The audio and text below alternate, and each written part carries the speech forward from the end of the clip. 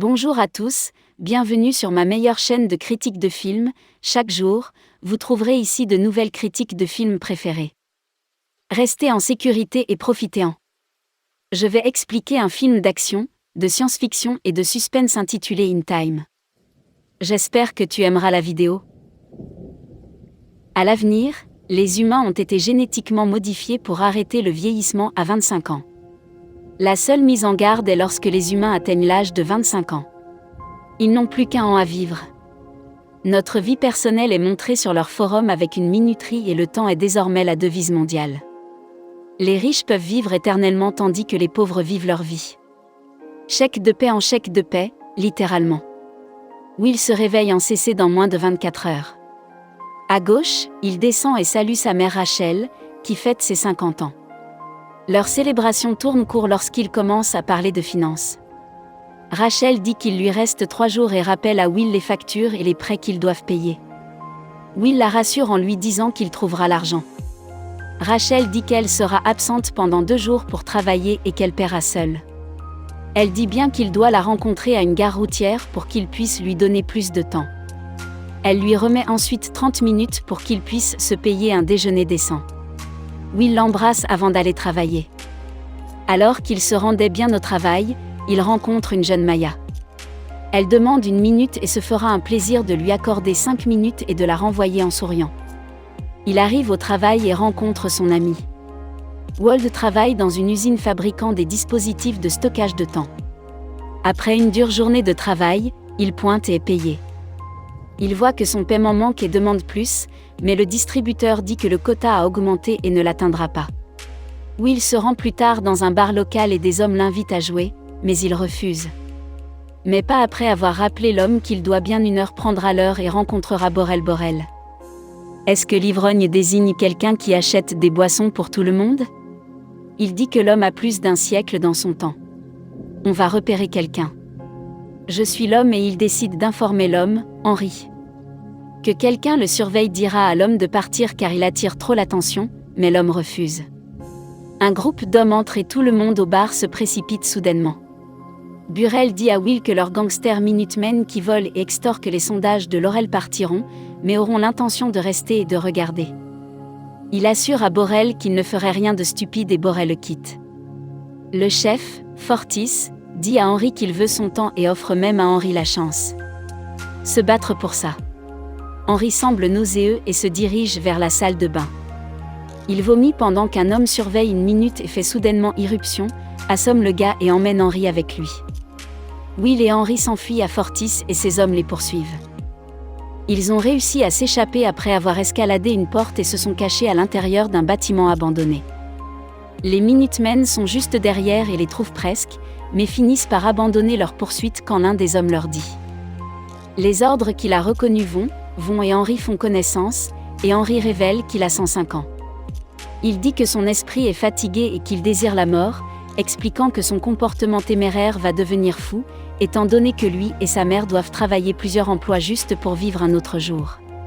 Henry révèle alors les secrets de leur monde horrible. Les riches augmentent le coût de la vie de sorte que les pauvres continuent de mourir et qu'à leur tour plus de temps va aux riches. La réalité est qu'il y a plus qu'assez de temps pour tout le monde.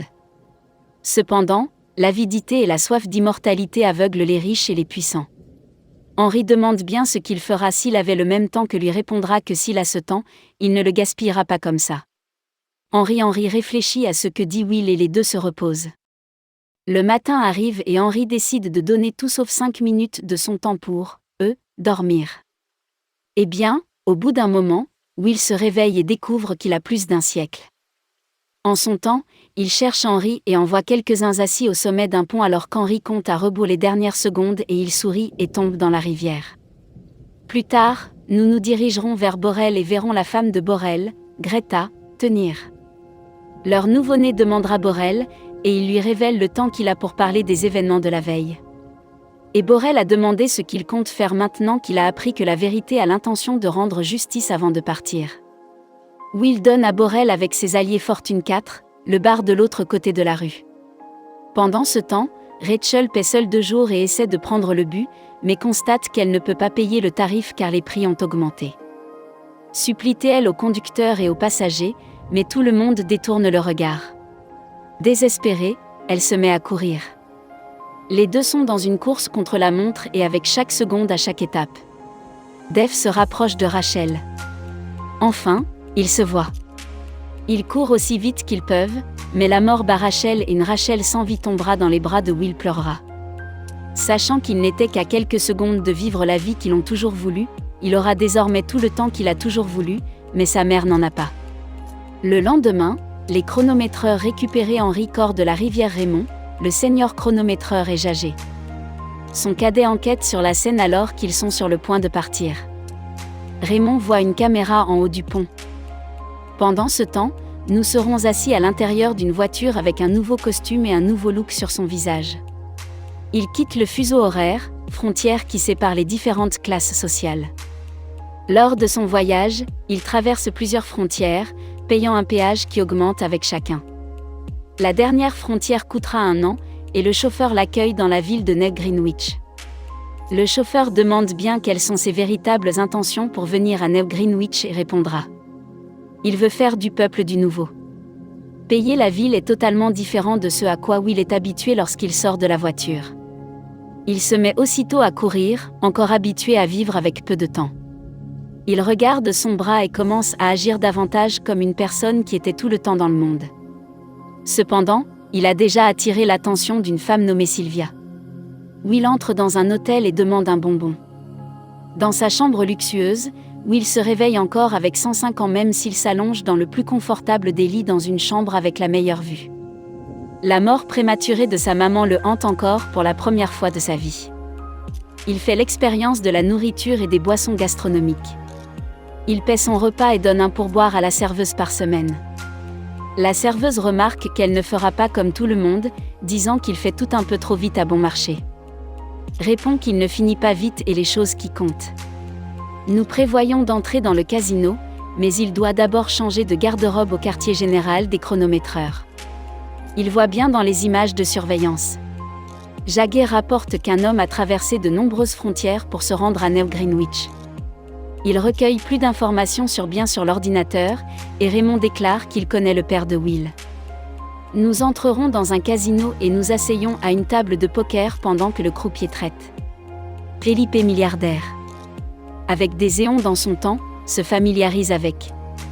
Les gains de Will après quelques parties de poker s'élèvent à plus de 2 siècles. Le retournement augmente le pot de 50 ans. Malgré cela, Will suit en toute confiance et la rivière s'avère être le 6 de carreau. L'accent de Will passe du jeu à la charmante dame Sylvia, qui est assise à côté de Philippe.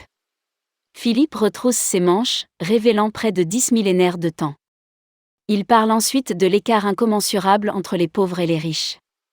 Justifiant comme sélection naturelle. Il lève encore 2 siècles, mort et appelle, ne laissant à son bras que 30 secondes.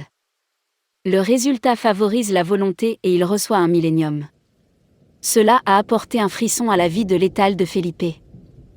Il remarque que nous regardons Sylvia et demande s'il pense qu'elle est sa grand-mère. La mère ou la femme Will dit simplement qu'elle est belle. Philippe la présente comme sa fille et est l'invitée. La fête du lendemain achètera une toute nouvelle voiture avec ses gains qu'il conduit au manoir de Philippe. Là, il est présenté à 3 générations de femmes qui ont l'air de ne pas avoir leur place parmi la foule de classe supérieure. Sylvia s'approche et le sauve d'une nuit solitaire. Ils apprennent à mieux se connaître et leur conversation les mène sur la piste de danse.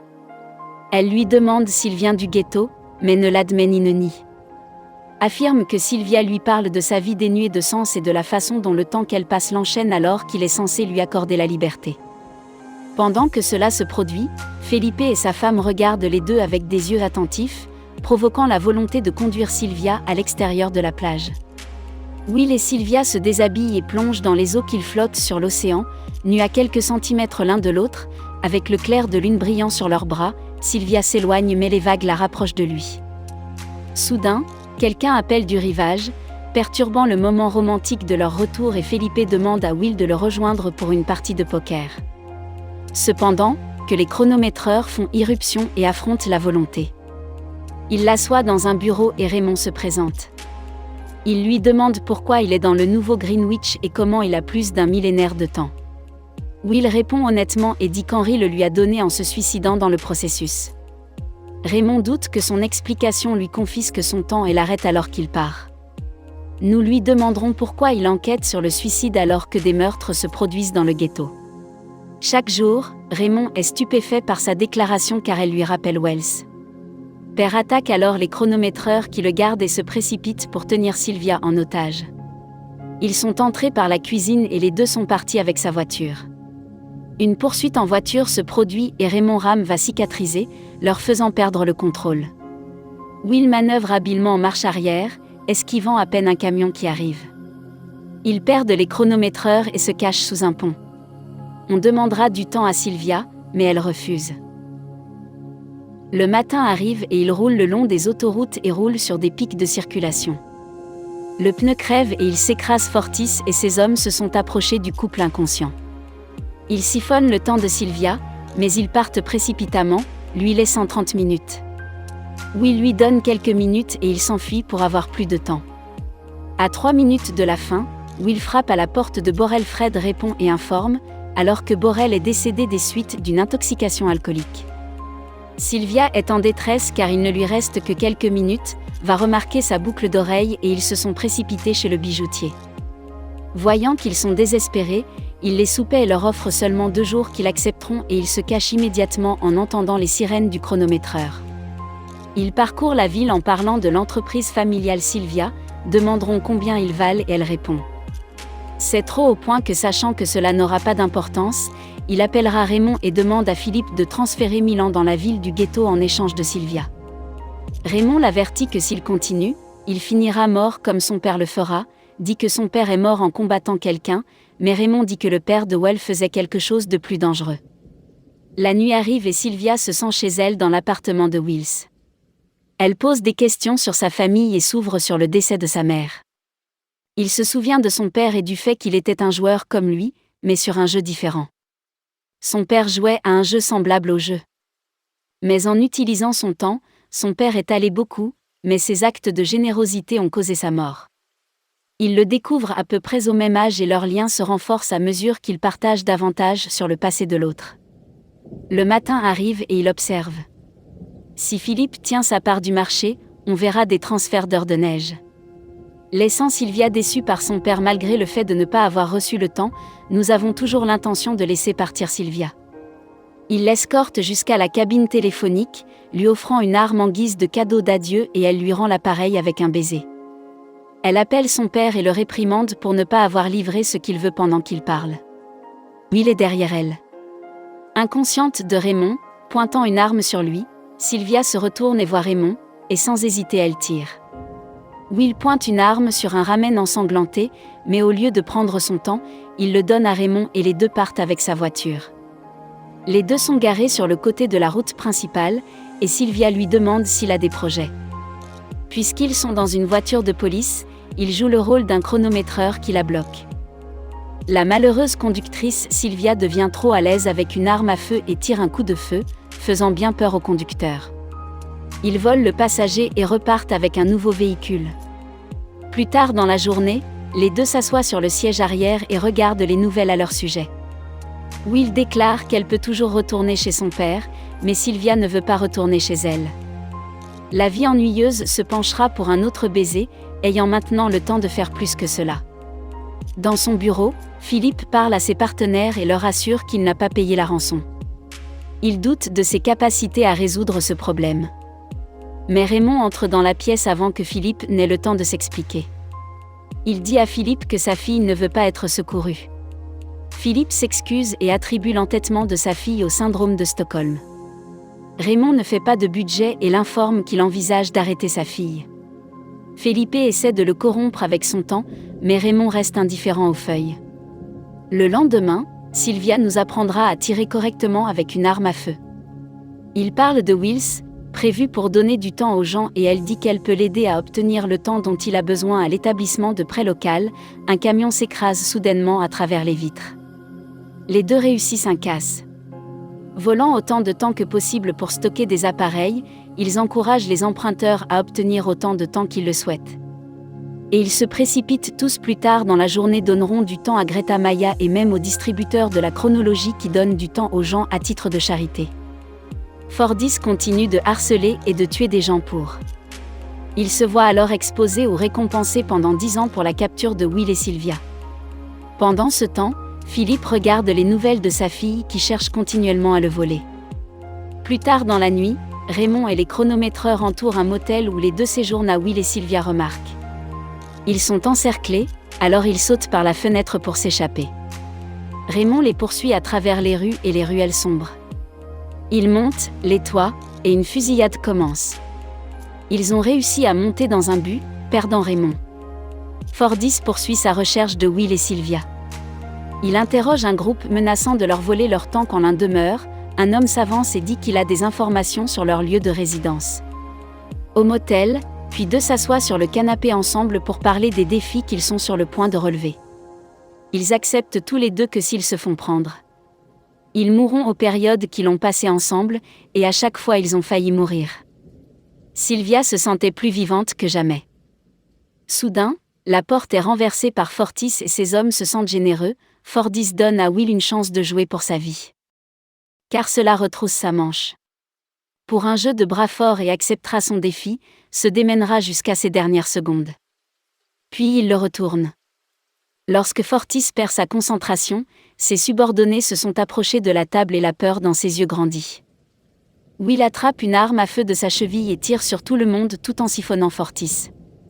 Will et Sylvia se tiennent sur un toit, observant comment les prix ne cessent d'augmenter. Will se sent désespéré, disant que les riches ne feront qu'augmenter le coût de la vie à chaque fois qu'ils voleront. Il dit que seulement 1 million d'années fera une différence. Sylvia est d'accord, mais elle a un plan en tête. Le lendemain, Philippe pénètre dans un immeuble entouré d'une pléthore de gardes du corps. Sylvia attire leur attention et demande ce père parmi les gardes qui pointent une arme directement sur Philippe. Dit qu'il ordonne aux gardes de déposer leurs armes et qu'ils prennent Philippe en otage dans son bureau comme un coffre-fort et qu'il y a là un appareil avec une flotte d'1 million d'années. Essaie d'expliquer que la société échouera si ce temps tombe entre de mauvaises mains. Il dit qu'il y aura toujours quelqu'un prêt à sacrifier des gens pour tenter l'immortalité. Will ne peut pas contenir sa colère et pointe une arme sur lui, mais il retrouve son calme. Will dit à Philippe que l'immortalité ne vaut pas la vie d'un seul individu. Les deux partent alors. Pendant ce temps, des véhicules de police commencent à barricader la route principale. Le chronométreur tire sur la voiture de Will et Sylvia, mais ils s'en sortent miraculeusement indemnes. Percuter le péage pour traverser la frontière. Raymond n'abandonne pas et les poursuit. Ils arrivent au ghetto, et alors qu'ils sont sur le point d'atteindre la sécurité, Raymond les intercepte et s'écrase sur eux, s'en sort indemne et demande à Maya de distribuer les 1 million d'années. Raymond pointe une arme sur les deux, mais la foule bruyante bloque sa ligne de mire, leur permettant de s'échapper. Raymond détourne une voiture et la poursuite continue. Finalement, ils s'affrontent au milieu de la route. Raymond admet qu'il est aussi du ghetto, et comme il a appris à échapper à la pauvreté. Ses yeux étaient également ouverts à la dure vérité selon laquelle le fossé entre les riches et les pauvres doit être maintenu pendant qu'il parle. Raymond se rend compte que son temps est écoulé. Il meurt sur le coup et les deux tentent de trouver un moyen de se reconstituer. Au loin, la voiture Raymond. Il court vers elle avec quelques secondes. L'horloge y arrivera en premier et recevra son temps. Il court ensuite vers Sylvia, qui n'a plus que quelques secondes. Les deux se jettent dans les bras l'un de l'autre juste à temps, et les deux vivent pour un autre jour. Les citoyens traversent désormais les frontières vers des zones plus chères. Les Minutemen regardent alors que leur hiérarchie sociétale commence à s'effondrer. Sylvéon poursuivra sa routine, cette fois en train de remonter dans le temps. Abonnez-vous pour en regarder plus.